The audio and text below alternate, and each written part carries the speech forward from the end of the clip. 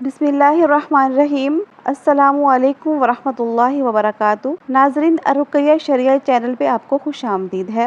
اگر آپ چینل پہ نئے ہیں تو مزید وظائف اور عمل سیکھنے کے لیے چینل کو سبسکرائب کریں اور بیل کا آئیکن بھی پریس کر دیں تاکہ ہمارا نیا آنے والا عمل یا وظیفہ سب سے پہلے آپ کو ملے۔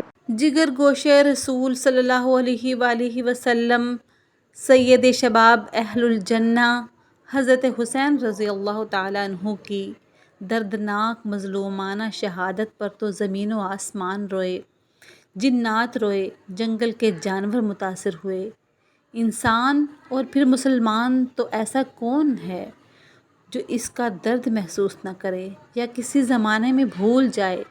لیکن شہید کربلا رضی اللہ تعالیٰ عنہ کی روح مقدس درد و غم کا رسمی مظاہرہ کرنے والوں کی بجائے ان لوگوں کو ڈھونڈتی ہے جو ان کے درد کے شریک اور مقصد کے ساتھی ہوں۔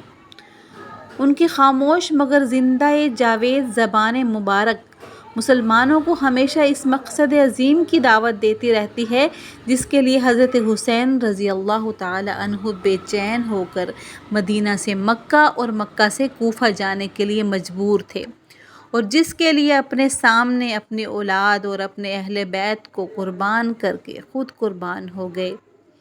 حضرت حسین رضی اللہ تعالی عنہ کی اپنی ہمشیرہ اور اہل بیت کو وصیت کون سی تھی؟ انہوں نے اپنی بہن کو کیا کہا؟ فرمایا، میری بہن، میں تمہیں خدا کی قسم دیتا ہوں کہ میری شہادت پر تم کپڑے پھاڑنا یا سینہ کوبی وغیرہ ہرگز نہ کرنا، آواز سے رونے چلانے سے بچنا۔ افسوس ہے کہ آج حضرت حسین رضی اللہ تعالیٰ عنہ سے محبت کا دعویٰ کرنے والے ہی آپ کی اس آخری وصیت کی نہ صرف مخالفت کرتے ہیں بلکہ اس کو دینی شعار سمجھ کر ادا کرتے ہیں۔ اللہ تعالیٰ ہمیں سمجھ عطا فرمائے، آمین ثم آمین۔